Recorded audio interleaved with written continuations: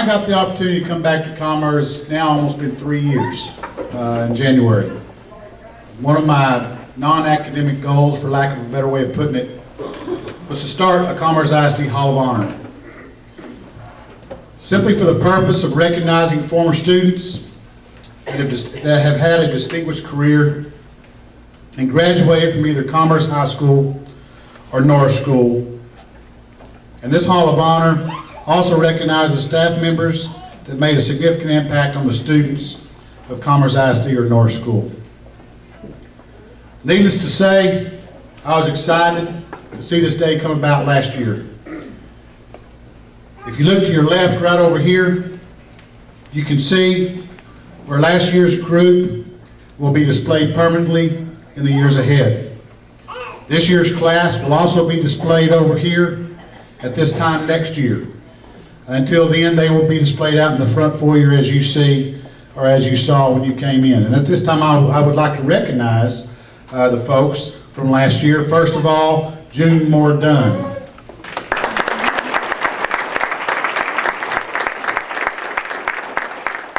I told the Champion family when are we going to start running out of family members to honor here, but the family of Harry Glenn Champion.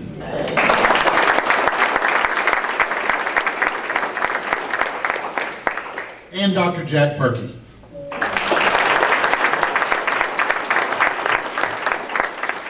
Actually, Emmett Day was here during Bodark Bash, and a lot of people may have seen him. He came by the office, and we had a great visit with Mr. Day. I'm even more excited for the second class to be inducted. I know several of them, and I've known some of them a long time.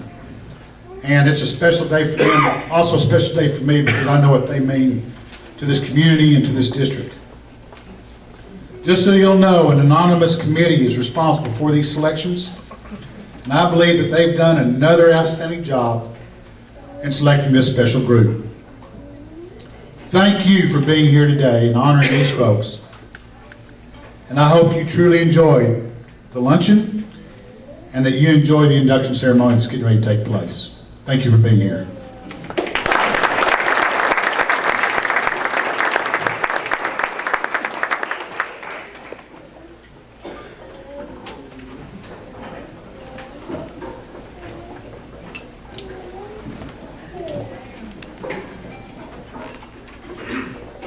I do want to express my appreciation for being asked to do this part. This is really a treat for me to get to honor people who have done such an outstanding job with their careers and their impact on Commerce ISD throughout the years.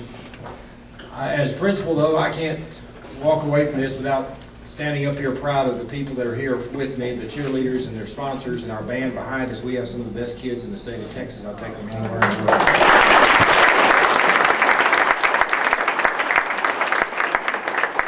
I did want to echo one of the things that Mr. Cooper did mention, is that when I first met Mr. Cooper, we were establishing our relationship as superintendent and high school principal, and he was telling me what his goals were and his aspirations and his visions. This was one of the first things that he did mention that he wanted to do as we try to honor our past, celebrate our present, and prepare for the future. Where today we are cherished to be able to honor our past and the good things that have gone on. At this time, though, we would like to begin with the presentations, and I would ask that the inductee please come here, and if the people that are here in support of that person would stand during this portion of it, just so everybody will know who you're associated with. I think that would be a really cool thing to do. Of course, at the end of this thing, you all know we're going to have to plank before you can leave.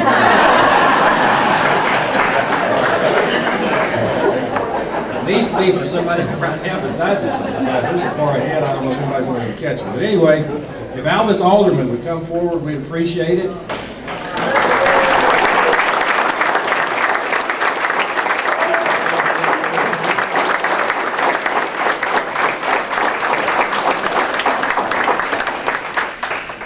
Those of you who are here for Mr. Alderman, if you please stand at this time, we would appreciate knowing where you all are.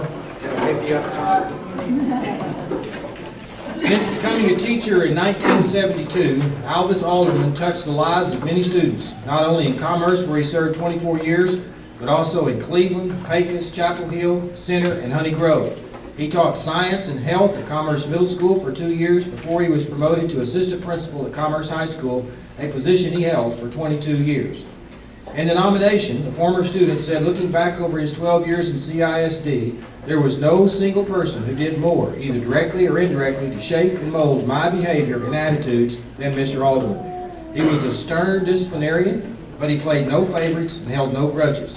A student could be expected to be treated fairly in any dealings with Mr. Alderman, according to the nomination. Alderman retired from CHS in 1996 and has since worked for a local insurance company. Ladies and gentlemen, Alvis Alderman.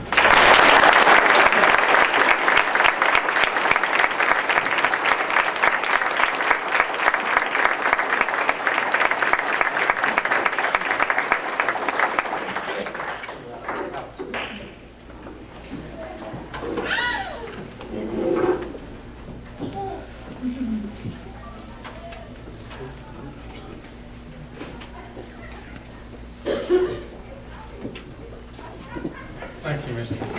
Montgomery. I'm honored to receive this award, but I receive it for all the students, parents, and staff. I've said many times that I'm the luckiest person in commerce to have been associated with all of these people that I just mentioned for 22 years.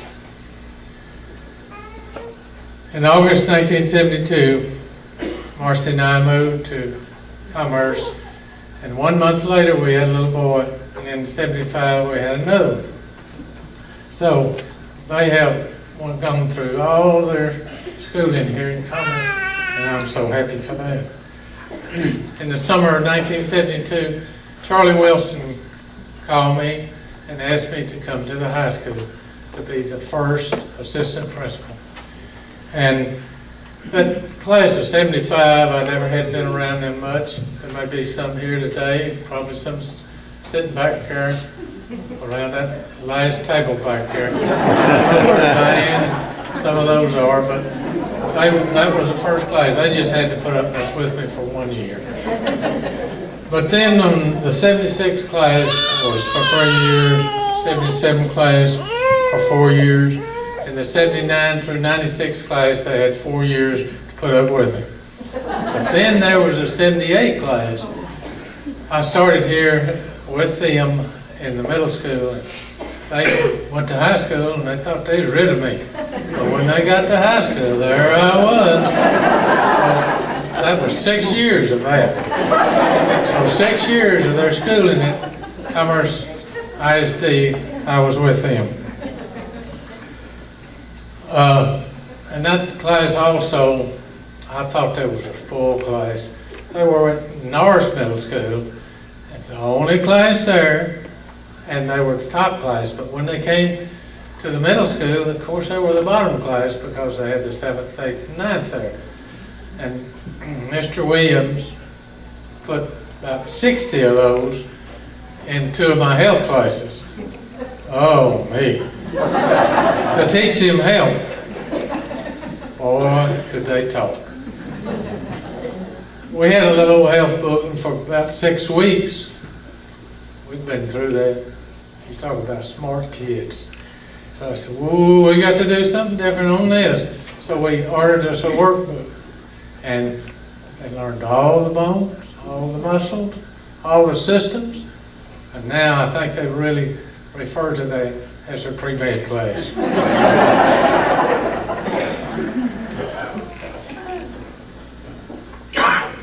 Before Commerce, as Mr. Montgomery said, I started off in Pecos, Texas.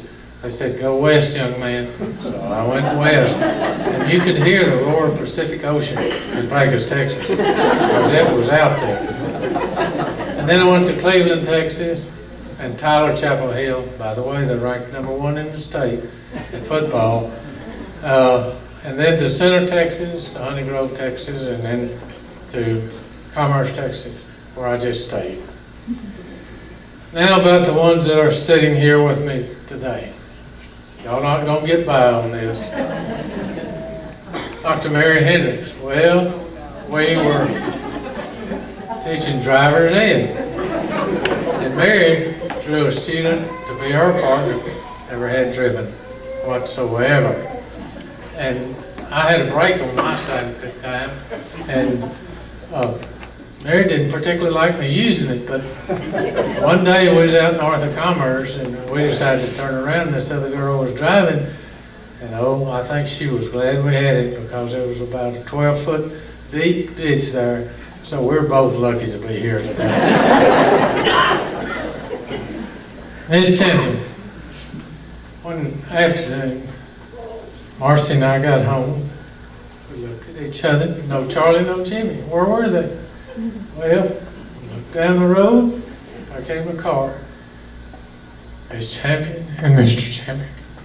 Who jumped out of the back seat? Charlie and Jimmy. There they were. In fact, I interviewed for a commerce job at Miss Champion's house with Don Short and Mr. Williams. Then Miss Kibler. Well, Charlie was in the 5th grade. Miss Kibler was teaching that class, and that was the class of 91.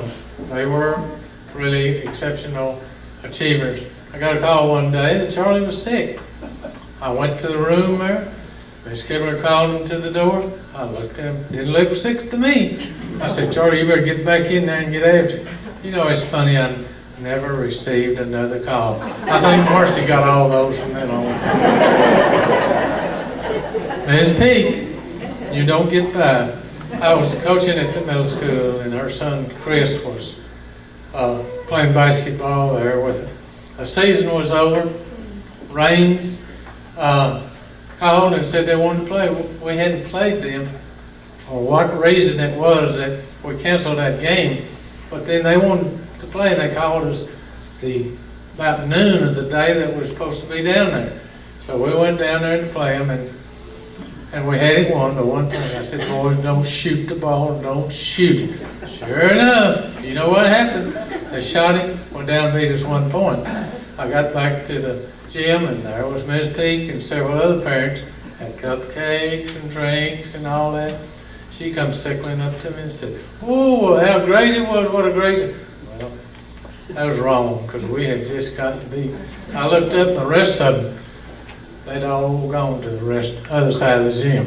So I didn't get to talk to them the rest of the time. Mr.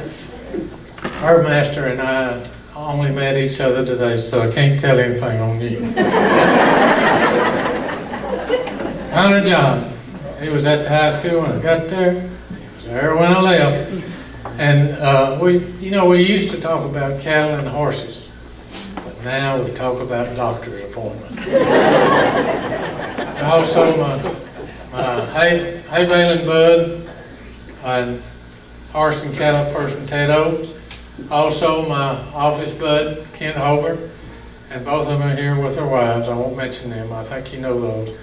Also my neighbor across the fence, Miss Kibler's brother John Horn lives next to me out there. We swap cattle every once in a while because they come and go, but we get them situated.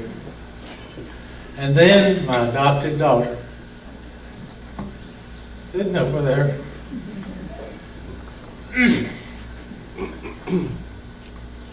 I did not intend to get upset, but after she came to the high school, her dad died. And it's hard. So she needed a dad, and I became my dad. Another one sitting back in there. It was raining. 10 years we battled the battles. Commerce High School. There was one day, some of you were students that day, a couple of the families, they're getting over it now, a couple of families had brought their differences to school. Well, I was out there battling the thing, and so she called the police. She said later, Alvis, I thought you needed help on this one. And no speech would be good found a Bubba Timberlake story. I don't know where she's sitting, but she's sitting back there next to the wall.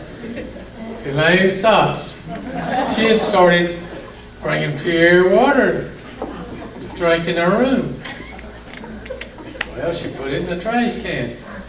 Bubba came along to empty the trash.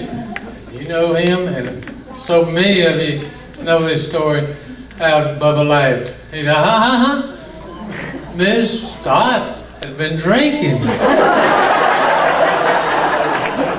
Well, it wasn't long till I heard the clicking of heels coming down the hall.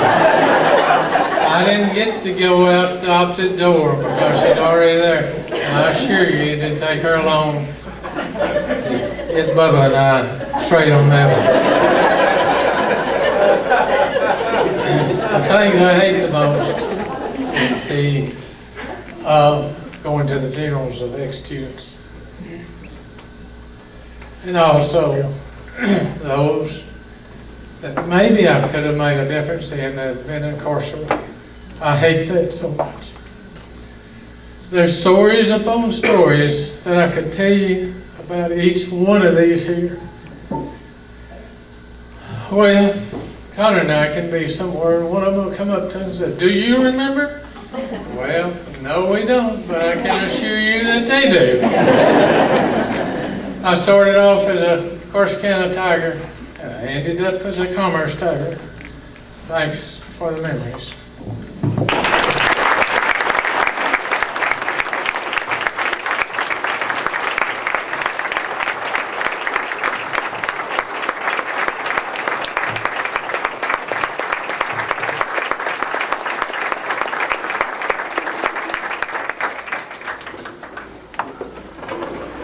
Thank you, Mr. Alderman. At this time, we would ask Ann Champion to come and stand in front of the podium.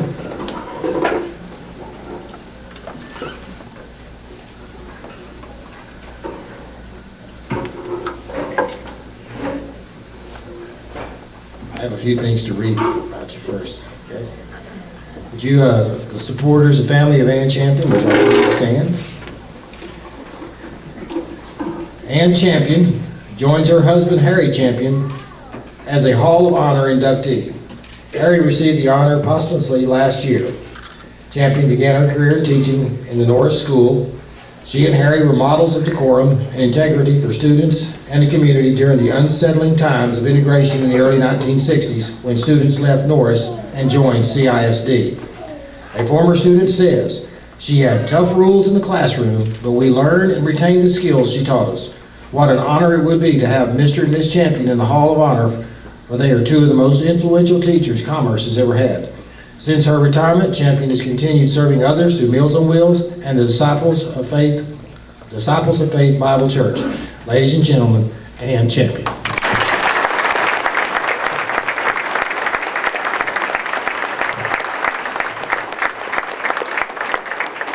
Good afternoon. It's a pleasure to be here and have all of these people support us when we were teaching, when we were singing, whatever we were doing, they were always there to support us. And we appreciate that.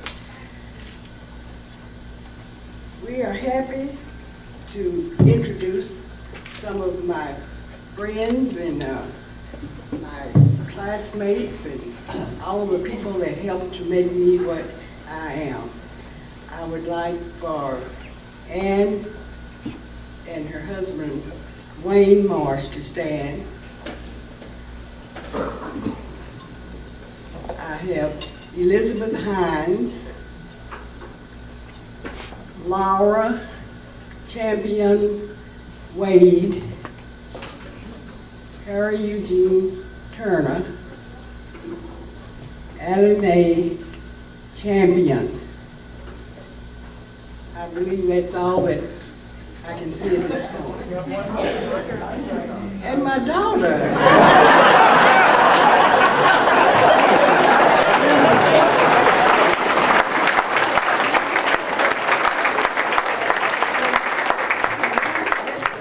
I don't know, nothing is happening here. But thank you. They have been very supportive of me. and I appreciate that. In fact, the City of Commerce has been very supportive. And I would like to just let you know how I got started in all of this. When I was very young, I wanted to be a teacher. I don't know why, but I always wanted to be a teacher. And whenever we would play, I'd be the teacher and they would be the students. And I would say, you haven't done your homework, so I'm going to spank you. And then they'd start crying. So I said, I better stop this because some parents will be down here on me. But I accepted this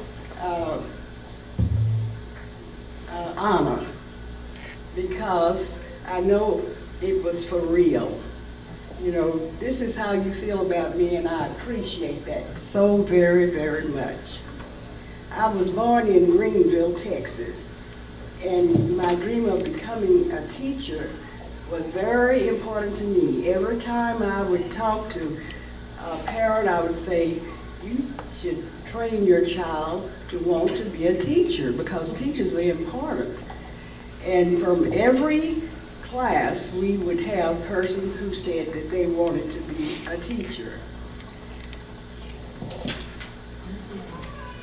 I graduated high school in I'm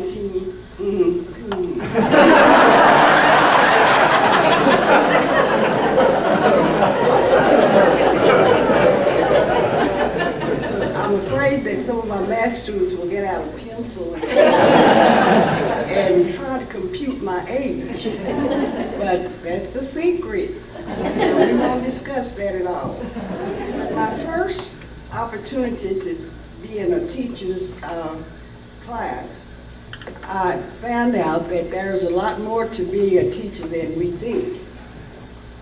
It's necessary for us to have that, I guess, personality to be a teacher. It takes a certain kind of person to be a teacher. But I had, my first experience was in Kelton, Texas. That's a little rural town out from Houston. And after 2 months of teaching there, this was my first job. I really, really enjoyed teaching there, but there was just 2 months that we were there because in the, I guess it was maybe 20 or 25 students there, very small school. And the persons that went to school there had to walk. And, you know, that was a long time ago. There were no buses. They had to walk, and it was like 3 or 4 miles from the school. And we had a problem there because we didn't have any fire hydrants or anything like that. And somehow there was a fire. And the school was a wooden structure, and the school burned completely. And I had to return to Greenville so that I could find a job. And I was very lucky to find a job at Oakland Vocational School, which catered to World War II veterans. Some people didn't even know about World War II because they were born way, way after World War II. So this was history to a lot of them. And they had to bus out the students to different other schools, and they made a plan to rebuild. But I couldn't wait until they rebuilt the school, so I went back home so that I could find something to do. About this time, there was integration being the main topic for the schools. And our school, for some reason, always was doing great things. They had good basketball teams, and they had students that went to, we called it the league, and did things like singing and spelling, saying different poems, and they enjoyed that. But integration in some communities was very difficult. However, in commerce, transition proceeded very, very smoothly. I enjoyed 35 years of employment. 35 years? And I started working with Meals on Wheels after my late husband Harry, and I decided to retire. And when we made the decision to retire, my husband helped me to deliver meals also. He was very interested in that. There's pleasure that you get from serving other people, and we certainly did that. I would like to take this opportunity to thank the community for allowing me to realize my dream of becoming a teacher. Thank you, Commerce. I am so happy that I was a part of this school. Thank you.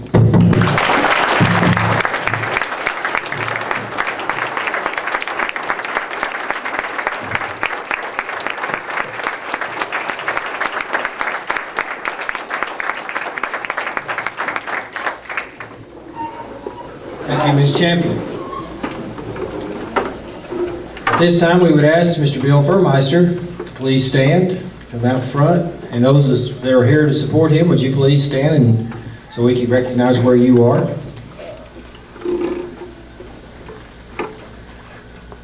Because of his success as an electrical engineer and in stocks and bonds investment, his generous support of his alma mater has led Bill Fuhrmeister to become the largest single contributor to the Commerce School Education's Richmond Foundation. Fuhrmeister left Commerce in 1953 after graduation to attend the University of Texas. After receiving his Bachelor of Science degree in electrical engineering, he served in the U.S. Army. He then began his engineering career with Chance Voigt. He worked for Douglas Aircraft, LTV, Recognition Equipment, and Texas Instruments before deciding on a career change in 1989. Fuhrmeister found even greater success as an investor in stocks and bonds. The person nominating Fuhrmeister says, Bill's outstanding achievements throughout his distinguished career reflect his great vision, his professionalism, and his commitment to excellence in everything he does. He is a person of integrity and impeccable character, and he is highly respected. Bill's generous support of Commerce ISD will continue to provide excellent learning opportunities for all students for many years to come. Ladies and gentlemen, Mr. Bill Fuhrmeister.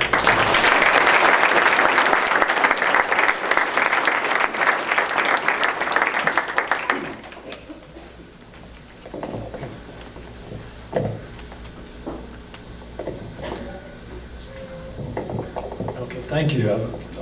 I wish to thank the selection committee for my inclusion on the Wall of Honor. I never taught here, so I don't have the stories to tell, but I would like to share with you some of my observations of Commerce when I lived here. I graduated from high school in 1953. Commerce at that time had a very active downtown. You could have 3 drugstores to choose from, 4 clothing stores, 2 furniture stores, 3 cotton gins, and 2 pool halls. A lot of you know the pool halls. Then every Saturday night, the stores stayed open until 10 o'clock, and the crowds were just enormous down there. Everyone came to town. You couldn't find a spot to park on the square. Some of the enterprising young people would take a 5-gallon can and put ice in it and sell beer. Those parked on the inside of the square, and everyone else tried to park on the perimeter. Those were Saturday nights. Jobs were available back then. If you wanted to work, you could find a job. However, wages by today's standards were certainly meager. I worked as a soda jerk downtown, 35 cents an hour. Then if I wanted to chop cotton, that was $5 a day for 10 hours. And that was hard work. Anytime you chop cotton, the farmer had his daughters out there chopping cotton with you. And you had to keep up with them. You couldn't stop at the end of the row and sharpen your hoe. You couldn't drink or you'd get behind. Those were hard hard days there. When I look back on the schooling that we had, you know, it wasn't excellent, but we had a good education at that time. Kate Morrison, the math teacher, certainly excelled, and I think everyone that had her benefited greatly from that. I don't ever recall back then that there was emphasis placed on education. We just all had a good time, and I think that was because jobs were available. At that point in time, unemployment had reached a historic low of 2.5% in May of 1953. But now, as of this morning, the unemployment rate is 9.1%. But, you know, tremendous change. Now you have a world economy, and you've got to compete on the world stage. So there certainly is a lot more significance to an education now. That 9.1%, if you break it into a subset, if you were a college graduate, your chance of unemployment is 5%. If you graduated high school, your chance of unemployment now is 10.5%. And if you didn't finish high school, your chance of unemployment today is 15.6%. So you can see the importance of an education in today's environment. But in addition, I think as you reflect on it, you go to public school for 12 years. Then if you go to college, well, that's 4 more years. Well, that's 16 years out of your life. A lot of us here are 76 years old, so that leaves 60 years where you learn on your own. So when you reflect on that, so much importance should be placed on having the children and the students want to learn when they finish high school. That should be one of the criteria. That you want to continue learning throughout your life. If you are unemployed now and you can do 2 jobs, you'll find a job. But if you don't want to learn and you go out and you can do 1 job, you're in trouble. So I would like to, again, stress the desire that people should continue learning. It'd be a waste of 60 years if you don't. I think that the Commerce School Education Enrichment Foundation, that's a long word. From now on, we'll call it the foundation, has assisted the school system in providing a better learning environment. The foundation has sponsored trips to Austin. They've taken the children to the Dallas Aquarium, and they've exposed the kids to new ideas. You know, there's a lot in life besides just what you see here in town, and you want them to see what the world offers.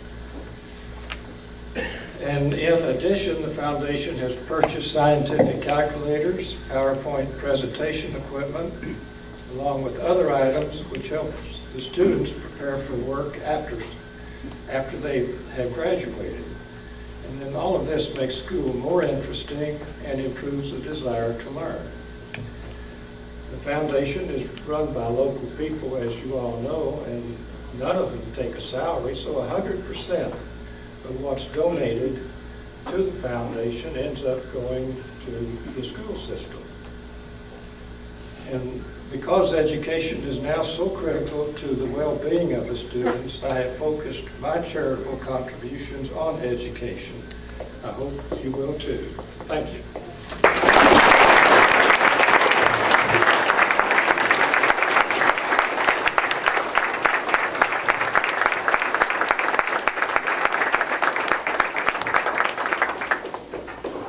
Again, thank you, Dr. Fuhrmeister.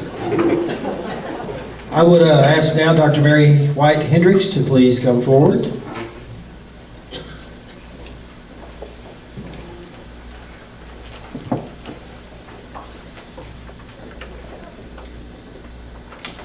Although Mary Hendrix has called the small Hunt County community of Fairleigh home her entire life, the impact of her influence on students in public schools and Texas A&M University Commerce reaches throughout Texas and into the nation. Hendrix began her teaching career at Commerce Middle School. She quickly began her steady rise of increasing responsibility by joining the staff of East Texas State University, where she first was a curriculum specialist and teacher educator.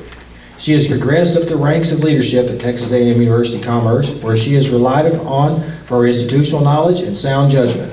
Having received bachelor's, master's, and doctorate from Texas A&M University Commerce, Hendrix is committed to the university where she currently serves as Vice President of Student Access and Success. She also has served as a member of the Commerce ISD Board of Trustees, acting as president during the construction of the current Commerce High School building. She was nominated for the Dallas-Fort Worth Hispanic 100 Latina Living Legend Award in 2010. In making the nomination, a colleague said, "Mary is a teacher at heart and always serves as an advocate for students. She is a rare jewel in the field of education, and it all began with her education at CISD." Ladies and gentlemen, Dr. Mary White Hendrix. Please, I forgot to have a family stand. Will your family please stand? Thank you.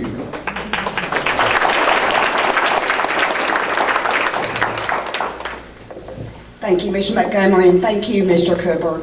You know, I was very nervous when Alvis Alderman began speaking. I'm very honored and humbled because this group represents so many people who have touched my life. You know, teachers come in two forms. They come in the classroom, and then they come in the way they encounter your life. Alvis Alderman was my assistant principal when I was in high school, and Alvis Alderman caught me skipping school. But the lesson that Alvis Alderman taught me is that as an educator, if you know your students, you know where they are. And it's a lesson that I've carried with me forever. Ann Champion was my math teacher in high school. Both she and Mr. Champion. No two kinder people will you ever encounter in your life. She had high expectations, and what I carried away from my experience with her is that if you have high expectations as a teacher, your students will rise to those. Mr. Fuhrmeister, your generosity to Commerce ISD has inspired teachers and changed the lives of students, so I thank you. This one's going to be tough. To Loretta Kibler, who is the sister I've never had, you've taught me so much. You've taught me how to be a leader as a woman. That grace and compassion is so much more vital in interactions with individuals. You also taught me that if you make a decision as an educator on what's best for students, it will always be the right decision. To Janet Peak, gosh, Janet Peak was my high school English teacher. And she is the reason I wanted to become a teacher. She brought the classroom alive. She taught literature in a way that we were all there and we all experienced it. She made me understand what a teacher was, and I thank you. I'm very fortunate that two of my children have chosen the profession of teaching because I don't think it's a more noble profession out there. You make a difference in the lives of students every day. And so I'm so proud of you. To my grandchildren, Kyra and Mason, who is running around somewhere, they represent why we do what we do. They're our future, and they're the ones that really call on us as public educators to give it our all because they represent our future. To the teachers and friends I have out there, thank you for what you do every day to make a difference for Commerce ISD. Thank you.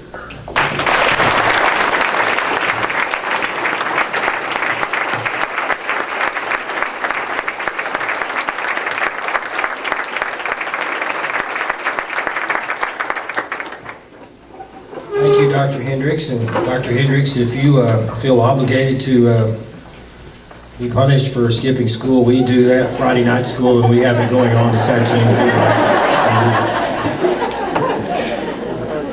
At this time, I would like to introduce to you Loretta Horn Kibler.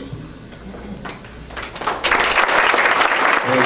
Horn's family, please rise.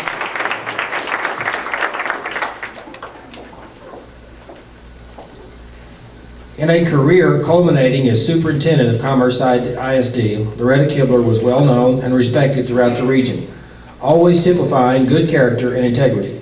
After graduation from Commerce High School and East Texas State University, Kibler began her teaching career in Quinlan Public Schools. She also taught at ETSU and Commerce ISD. She was principal at Commerce Middle School for 3 years and assistant superintendent for CISD for 7 years.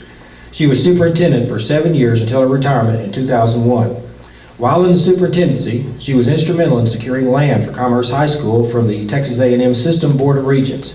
She, along with Dr. Jerry Morris, former president of Texas A&M University Commerce, secured a lease to the plot for $1 per year for 99 years, a definite accomplishment in the land-scarce community. She led the successful bond issue which allowed construction of the state-of-the-art facility without the cost of the building site. In recognition of her service, the CHS Library was named in her honor by the CISD Board of Trustees. A colleague making nomination said, "She was a hands-on superintendent, always being willing to see the global picture of what was needed for the students. Students and their growth came first for her." Kibler is a founding board member of the Northeast Texas Children's Museum and the Commerce Schools Education Enrichment Foundation. She has been named Employer of the Year by the Rotary Club and Citizen of the Year by the Commerce Chamber of Commerce. Kibler and her brother John Horn, former superintendent of Mesquite ISD, are one of the few brother-sister superintendent teams in Texas. Ladies and gentlemen, Loretta Horn Kibler.